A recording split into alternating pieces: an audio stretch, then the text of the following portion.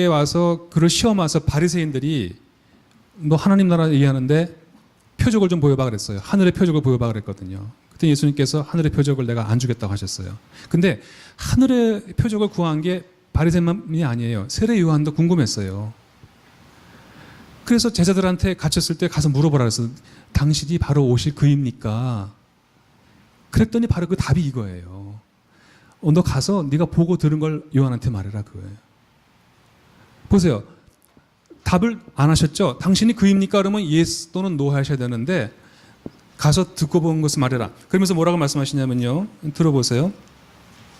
맹인이 보고 못 걷는 사람이 걷고 나병한 자가 낫고 못 듣는 자가 듣고 죽은 자가 살아나고 가난한 자에게 복음이 전파되는 거 너 보고 들었지. 가서 그거 본 대로 들은 대로 얘기해가 답이었어요. 무슨 말씀이냐면 여러분 우리가 시대가 불확실하고 불명확하고 시대의 변화가 워낙 급변하다 보니까 도대체 어디서부터 말하자면 하늘의 징조, 확실한 어떤 표적을 구하는 것이 우리도 일상화되어 있는데 그래서 거기서부터 희망을 찾으려고 하는데 그렇잖아요. 우리가 그렇잖아요. 너무 어렵다가도 하늘에서 잠깐만 살짝만 비춰주시면 희망이 날 텐데 그걸 하나님 잘 안 주시거든요. 근데 예수님은 우리한테 뭐라고 말하냐면 아니 내가 가서 보고 들은 걸 얘기하라고 말씀하세요. 맹인이 보고 못 듣는 자가 듣고 환자가 나음 받고 가난한 자의 복음을 전하는 것을 보라. 그 말씀이 무슨 말인가요?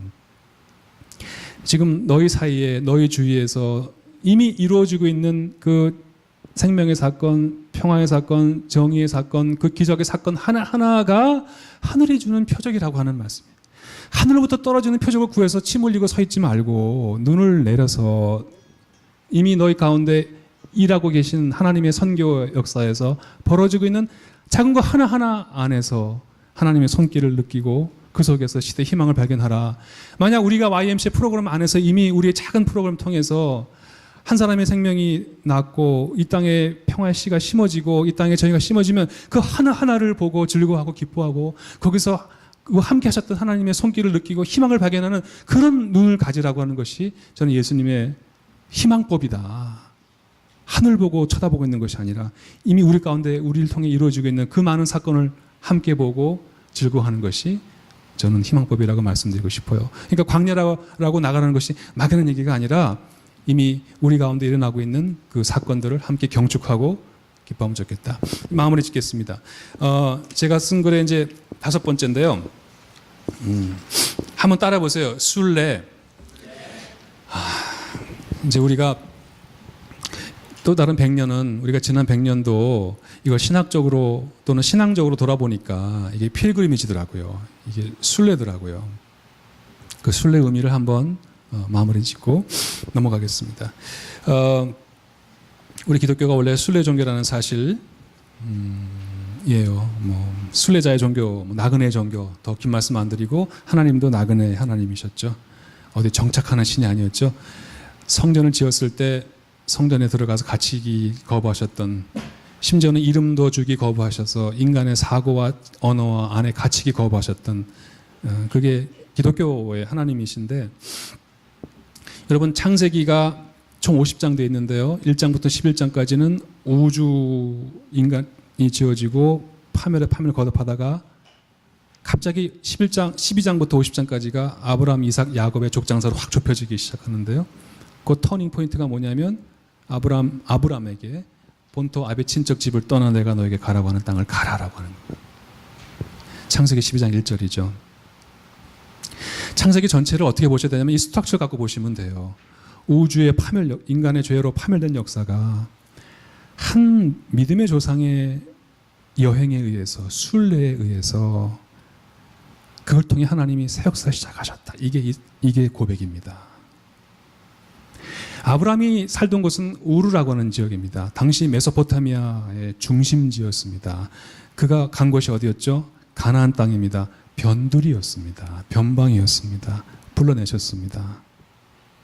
중심 문명으로부터 일탈이고 탈주고 이동이었습니다. 거기서부터 하나님이 새로운 역사 시작하셨다는 것이 그것이죠. 그러므로 다시 한번 우리 YMCA가 새로운 100년을 하려면 끊임없이 아브라함처럼 믿음을 가지고 그 순례를 떠나는 그런 마음이 필요하겠다.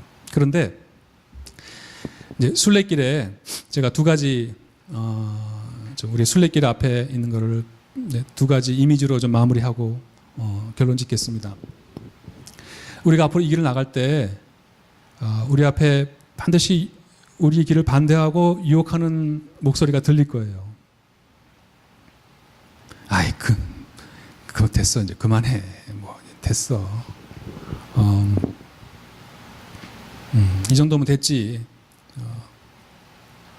그러니까 항상 우리가 뭐랄까요, 그 자신의 그 어떤 그 운동으로서 어떤 그 신앙적 순례로서의 자기 길을 멈추고 어떤 프로그램으로, 제도로, 조직으로 안착하려고 하는 그것에 관해서 항상 유혹이 있을 거라고 저는 생각해요. 그럴 때 한번 따라 보시겠어요? 자, 노래를 부르자. 이게 비결입니다. 노래 부르면서 가자. 앞으로 100년 노래 부르면서 가자. 어떤 노래냐면 유혹자의 노래보다 더 아름다운 노래를 부르자. 그 말씀을 드리고 싶은 거예요. 그 예를 여러분 잘 아시는 스타벅스 커피 예를 들어드릴게요. 스타벅스의 로고에 그 머리 푼 이상한 여자 서 있죠. 밑은 새거든요. 반인 반조인데 그게 그리스 로마 신화에 나오는 바다의 요정인 거 아세요? 그게 이름이 사이렌이에요. 사이렌. 민방위 훈련 때 거기서 나왔어요. 사이렌. 경고음이 울리는데요. 그 오디세이에 보면은 왜 이제 트로이 전쟁 이기고 집에 돌아갈 때 한 마녀가 경고하죠. 배 저 나갈 때 어느 지점을 가게 되면은 사이렌 노래 부르는데 너무 노래를 달콤하게 불러서 선원들이 빠져갖고 다 파산에 죽으니까 경고하라고. 근데 배를 저 가는데 노래 소리가 들리죠. 너무 달콤하죠. 너무 아름답죠. 그렇게 경고했건만 선원들이 하나씩 두씩 노를 놓고 넋을 나가서 바다에 퐁동퐁 다 빠져나갔죠. 그래서 그 배가 다 이제 파산나는 그거 나오는데 여러분 그 사인이라고 하는 바다의 요정을 누가 이긴 줄 아세요? 혹시 음악 하시는 분 하프의 명인이라고 알려진 한번 따라 보세요. 오르페우스. 그 영화 뭐예요? 그거죠. 그 영화 뭐였죠? 매트릭스에서 나오잖아요. 오르페우스 나오잖아요. 근데 오르페우스가 하프를 들고 켜면은 산천이 다 함께 노래했다는 그 하프의 명인이고요. 참 재밌는 거는 카타콤에 처음 300년 동안 기독교인들이 지하에서 예배드릴 때 우리의 구원자 예수 그리스도가 누구시냐라고 이렇게 그릴 때 예수 그리스도를 하프를 든 오르페우스로 그린 그림들이 있어요. 들어보세요. 어떻게 이기는 줄 아세요? 오르페우스가 또 가는데 노래가 들려요. 너무 아름다워. 그렇게 경고했건만 또 선원들이 어떻게 깨요? 때려 깨요? 야! 소리 질러 깨요? 어떻게 깨요? 뛰어가서 하프를 와서 하프를 켜고 노래를 부르는데 사이렌보다 더 아름다워. 노래가 더 달콤해. 그러니까 사이렌에 이렇게 빠진 사람들이 아니야.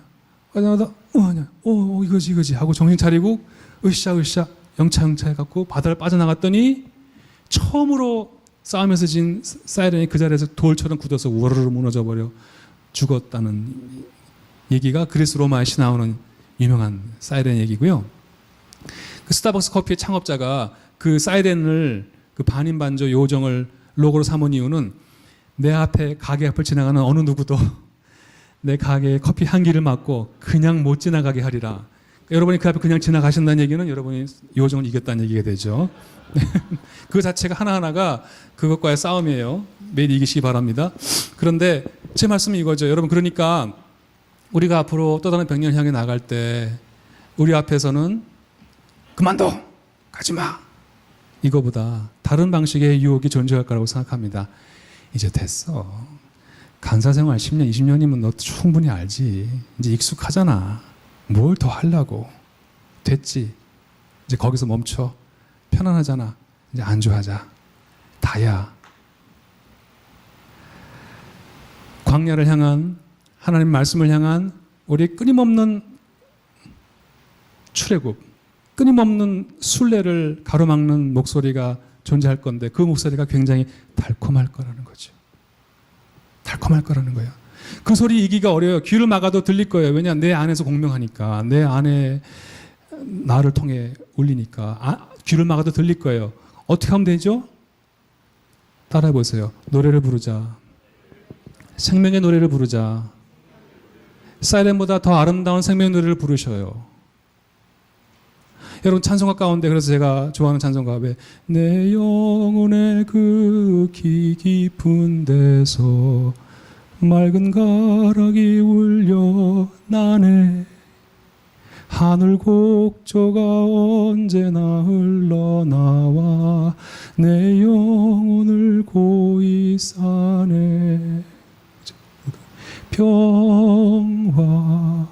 평화로다 하늘 위에서 내려오네 그 사랑의 물결이 영원토록 내 영혼을 덮소서 이런 노래 부르고 가세요. 그래서 내 안에 노래가 솟아나와서 유혹을 이기도록 그래서 순례를 멈추지 않도록 그래서 우리 운동이 항상 살아있도록 그런 순례자가 되시기를 저는 바랍니다. 이제 마무리하겠습니다. 여러분 지금 무슨 일을 하고 계십니까? What are you doing now? 돌아가셔서 무슨 일을 하고 계십니까? 그냥 저기 네모난 벽에 끼워 맞출 돌 깎고 계십니까?